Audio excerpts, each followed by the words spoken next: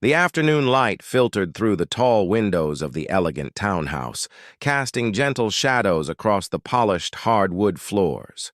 It was the kind of home that spoke of success and careful taste, with its soft gray walls, antique furnishings, and the quiet comfort that money could provide.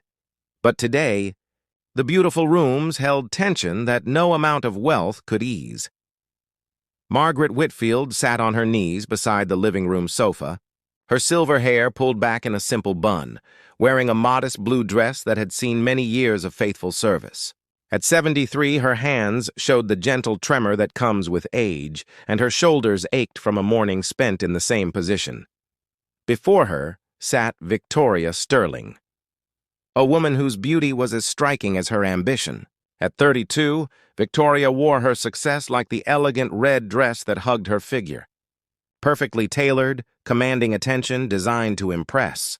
Her blonde hair fell in practiced waves, and her manicured fingers drummed impatiently against the sofa cushion. In the doorway stood David Whitfield, Margaret's son, watching the scene with growing unease. At 35, David had built a successful investment firm, but he'd never learned to navigate the complicated waters between the woman who raised him and the woman he planned to marry.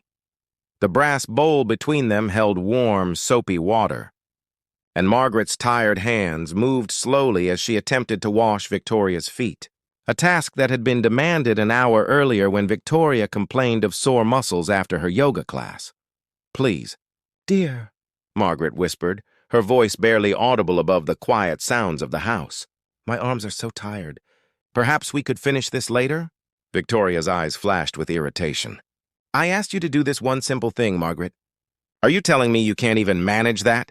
The elderly woman's shoulders sagged slightly, but she continued her gentle ministrations. "Of course not, dear. I just need a moment to rest." David stepped forward from the doorway, his face troubled.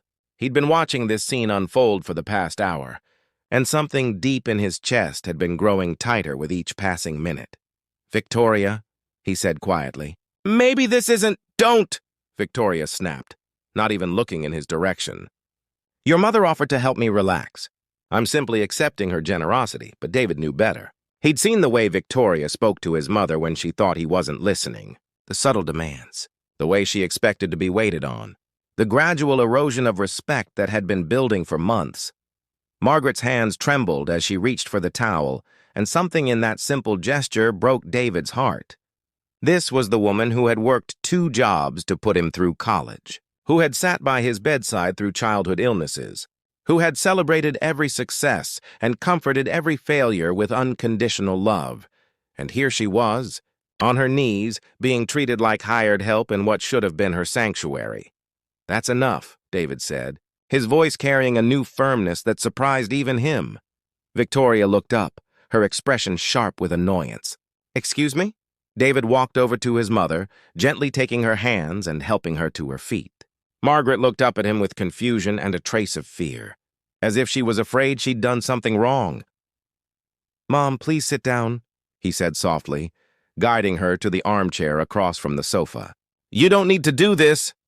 "But David," Margaret protested, "Victoria asked me to—" "I know what she asked," David said, his eyes never leaving his fiancé's face. "But I'm asking you to stop." Victoria's face flushed red, whether from embarrassment or anger, David couldn't tell. "David, we discussed this. Your mother said she was happy to help." "My mother," David said slowly, "is 73 years old. She raised me by herself after my father died. She worked 16-hour days to give me every opportunity in life, and she deserves to be treated with respect, not like a servant." The room fell silent except for the soft ticking of the antique clock on the mantelpiece.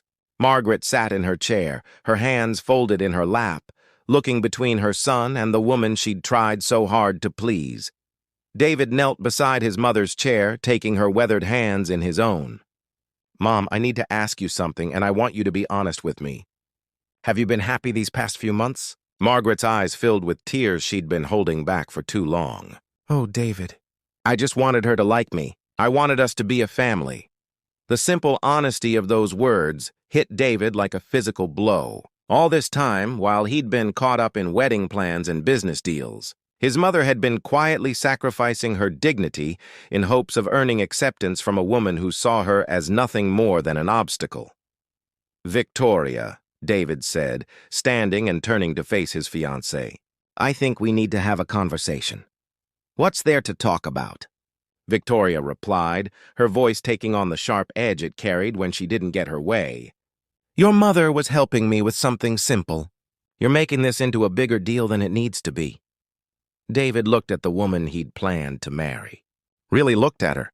And for the first time, he saw her clearly. The expensive clothes couldn't hide the coldness in her eyes. The perfect makeup couldn't mask the entitled curl of her lips. The beauty that had first attracted him suddenly seemed like a thin veneer over something much less appealing. "You're right," he said quietly. "This is simple. It's about how we treat the people we're supposed to love." "Love?" Victoria laughed, but there was no humor in it. "David, your mother is... She's from a different generation. She understands traditional roles. I'm not asking her to do anything she wouldn't normally do." "Traditional roles," David repeated, his voice growing colder. "Is that what we're calling it when you make an elderly woman kneel on the floor to wash your feet because you can't be bothered to do it yourself?" Margaret stirred in her chair. "David, please don't fight because of me.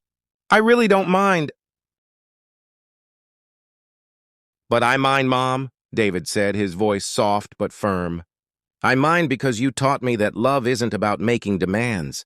It's about service, real service, the kind that comes from the heart, not from obligation or fear." He turned back to Victoria, and when he spoke, his voice carried the weight of a decision that had been building for months. "I've been watching how you treat my mother, how you speak to waiters and store clerks, how you act when you think no one important is looking. And I realize now that I was so caught up in what I thought I wanted that I forgot to pay attention to who you really are." Victoria stood up abruptly, smoothing down her red dress. "I don't have to listen to this. You're choosing her over me and again." "No," David said simply. "I'm choosing kindness over cruelty, respect over entitlement, love over whatever this is." He walked to the side table and picked up the small velvet box that had been sitting there since morning. The box containing the wedding rings they'd planned to exchange in just 3 weeks. "I can't marry someone who would make my mother kneel on the floor and then call it tradition," he said, holding out the box. "I can't build a life with someone who sees service as something that flows only in one direction." Victoria stared at the box, her face cycling through emotions. Shock, anger, disbelief. "You can't be serious." "We have invitations sent out. The venue is booked. People are expecting..." "People will understand," David said quietly. "And if they don't, that says more about them than about us." Victoria snatched the box from his hand, her composure finally cracking. "You'll regret this, David. You'll never find anyone else like me." David looked over at his mother, who was watching the scene with wide eyes, and then back at Victoria. "I'm counting on it." After Victoria left, after the door slammed and the angry click of high heels faded down the front steps, David sat beside his mother on the sofa. The afternoon light had shifted, casting longer shadows across the room, but somehow the house felt brighter than it had in months. "I'm sorry, Mom," he said softly. "I should have seen what was happening. I should have protected you." Margaret patted his hand with the gentle touch that had comforted him since childhood. "You did protect me, dear, just now, when it mattered most." They sat in comfortable silence for a while, listening to the familiar sounds of the house settling around them. Finally, Margaret spoke. "David, I want you to find someone who makes you happy, someone who understands that a family is built on love and respect, not on who serves whom." David smiled, the first genuine smile he'd felt in weeks. "I will, Mom, but for now, how about I make us some tea? The proper way, with both of us sitting at the table like civilized people." Margaret laughed, and the sound filled the room with warmth. "That sounds perfect, son. Absolutely perfect." As David headed toward the kitchen, he reflected on the lesson his mother had taught him without even trying. Sometimes the most important moments in life come not from grand gestures or dramatic declarations, but from simple acts of human decency, from choosing to see the dignity in others, from understanding that true love lifts up rather than tears down, And sometimes, it takes seeing someone you love on their knees to realize that you've been kneeling to the wrong God all along. The tea they shared that afternoon tasted better than any meal they'd had in months. And for the first time in a long while, the elegant townhouse felt like a home again. A place where love lived in the small kindnesses shared between two people who understood what it meant to truly care for one another.